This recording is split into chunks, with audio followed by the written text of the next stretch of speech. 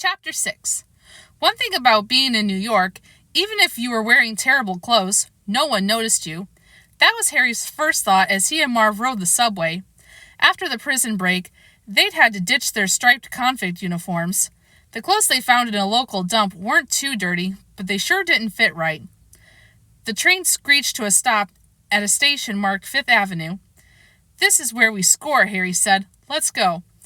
As they left the car and climbed the stairs, Marv began wrapping tape around his fingers, sticky side out. Harry's eyes darted right and left. He didn't trust anyone. Not in this town. "One quick score, my friend," he said to Marv. "We pick up a couple of phony passports, and we split the country." They walked in a crowded street corner, where a man in a Santa suit was ringing a bell. Next to him, passers-by dropped coins into a metal bucket labeled New York Children's Hospital. As Harry and Marv walked by him, Marv quickly dipped his hand into the bucket. They walked a few steps more toward 59th Street. Then, beaming with pride, Marv showed his hand to Harry. Coins were stuck to the strips of masking tape around his fingers. Harry rolled his eyes. "You're really smart, Marv. Bust out of jail, hop a semi ride 700 miles to New York to swipe 14 cents off a Santa Claus?" "Every little bit helps," Marv said. "And you know what? Now we got a new name. The Sticky Bandits." "That's very cute," Harry said, shaking his head in disgust. Kevin didn't know how he'd managed to find Central Park, but he was glad he did. What a great place. A zoo, a skating rink, horse-drawn buggies. Just beyond the park's stone fence, a building caught his eye. There were flags flying above the entrance and pointed towers at the top. He recognized it from Celebrity Ding Dang Dong. "The Plaza Hotel," he said, imitating the TV announcer. "New York's most exciting hotel experience." Laughing, he turned back to the park pathway and stopped dead in his tracks. Ahead of him stood the weirdest-looking thing he'd ever seen. It looked like a scarecrow with its arms straight out, but it was alive. He couldn't be sure, but it seemed to be an old woman. Pigeons rested along every inch of her arms. They covered her head and shoulders, stuck out of her ragged coat pockets, hung from her skirt. "Sick," was all Kevin could say. The lady was giving him the creeps. She was something from a horror movie. He turned and ran out of the park. Across the street was the Plaza Hotel. It was probably as safe place as any. No spooky old Pigeon Lady would follow him there. He hightailed it to the nearest corner. There was a red light right above a street sign that said 59th Street. The street was jammed with cars, and horns blared like some horrible angry brass band. When the crowd of pedestrians began to cross, he crossed with them, dodging cars and buses. On the other side of the street, Harry and Marv began to cross. They weaved around a taxicab, twisting their bodies to avoid the other pedestrians.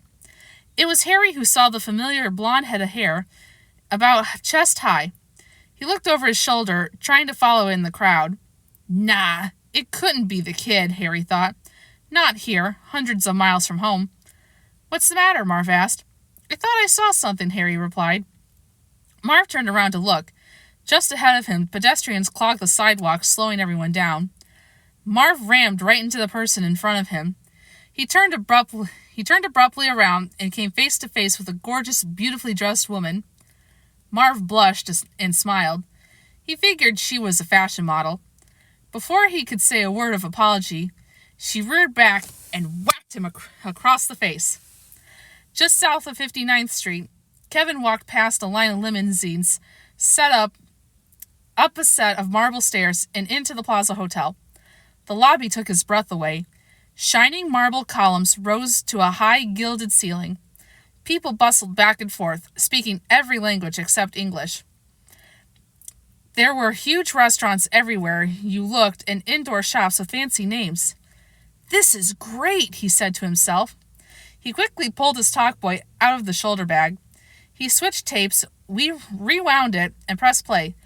"Guests of the new Celebrity Ding Dang Dong stay at the world-renowned Plaza Hotel, New York's most exciting hotel experience.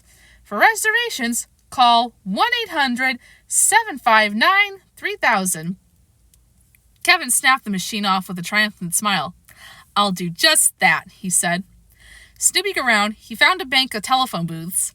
The phones were way too high, so he grabbed a few phone books from a nearby case and piled them on the floor below the phone. He climbed up, but didn't reach for the phone. There was no way he could just call and make a reservation. The hotel clerks would never take a kid's voice seriously. There had to be another way. He fiddled with the talk boy, thinking it over. Of course, the talk boy! His number one friend away from home. He lifted the mic close to his mouth and pressed record. In an imitation of his dad's friendly voice, he began talking. Howdy do. This is Peter McAllister. A few moments into his speech, a woman entered the phone booth across from him. She gave Kevin a curious glance. Kevin leaned out of his booth. You know, he said, in the bathrooms, they have little toilets for kids. I guess the people who make phone booths don't care as much about kids as the people who make toilets. He shrugged and leaned back into the booth. Excuse me. He shut the booth's door and rewound the tape to the beginning of his speech. He then called the Plaza Hotel. Hello, Plaza Hotel reservations. May I help you? Came a voice at the other end. Kevin held the talkboy to his mouthpiece and pressed play. Howdy, began Kevin's voice. He squeezed the talkboy with all his strength. He'd done this once before. It slowed down the mechanism, making the voice come out slower and deeper. Do. Sure enough, the voice suddenly became lower. Kevin sounded like a grown man. This is Peter McAllister, the father. I'd like to have a hotel room, please, with an extra large bed and a TV and one of those little refrigerators with food in it that you have to open with the key. Quickly, Kevin hit the pause button. I'd be happy to arrange that, sir, the reservations clerk said at the other end. Would you like to leave a credit card number? Kevin hit pause again, still squeezing the talkboy. Credit card, came the low voice. Kevin reached in the shoulder bag for his dad's wallet. You got it. Oops. The U in the statement wobbled into Kevin's normal voice as he got out the card. He hoped the clerk didn't notice. To Kevin's surprise, he heard the clerk say, Thank you, Mr. McAllister. Your room is reserved. Just bring your card with you. Yeah! Kevin hung up and returned the phone books. He then peeked over the reservations desk. Under a sign marked Reservations, a couple of people were taking phone calls and entering information into a computer. Kevin thought for a minute. If he went to the people he'd just called, they might be suspicious. But there was another area marked Check-in. That was definitely the place to go. The reservation would show on their computer, and they wouldn't know when he had called. He walked up to the check-in desk. As usual, it was way too high, so he hoisted himself up on his forearms. Hi, he said, to a young woman in a Plaza uniform. She looked at him distractedly. May I help you? Reservation for McAllister? Kevin said. A reservation for yourself? She said, narrowing her eyes. Kevin exhaled, pretending to be impatient. He had his alibi all worked out. My feet aren't touching the ground. I'm not tall enough to look over this counter. How could I make a reservation for a hotel room? Think about it. A kid coming into a hotel and making a reservation? Not on this planet, ma'am. I'm confused, the clerk said. I'm traveling with my dad, Kevin said. He's on business. He's at a meeting. I hate meetings. Plus, I'm not allowed to go in. I can only sit in the lobby, and that's boring. So he dropped me off here. Kevin shifted his weight from one arm to the other and gave her a Visa card.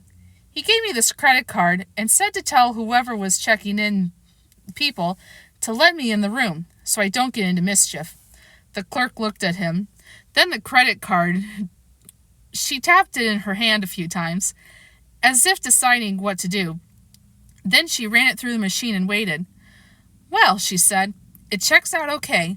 She put the card in an imprint machine and printed out a blank hotel bill with the name Peter J. McAllister on it. Then she handed the card back to Kevin and snapped her fingers for a young man in a uniform and cap. Front, please. Kevin looked at the card in amazement. Wow, it worked, he said to himself. The bellman will assist you, the clerk said, as the young man took Kevin's bag. Enjoy your stay with us. And don't forget to remind your dad when he arrives that he has to come down and sign a couple of things. My pleasure, Kevin replied. You've been most helpful. As he followed the bellman toward the elevator, he could barely keep himself from jumping with joy. He did it! Now this was a vacation. Behind him, the check-in clerk exchanged a glance with a tall, middle-aged man who was sitting across the lobby at a station marked concierge. He nodded as if to say, "Yes, I saw it too." Both of them smelled something funny. Just to be on the safe side, the concierge decided to keep an eye on this young man. Well, Kevin got into his hotel. Please join me for the next chapter to see what he does.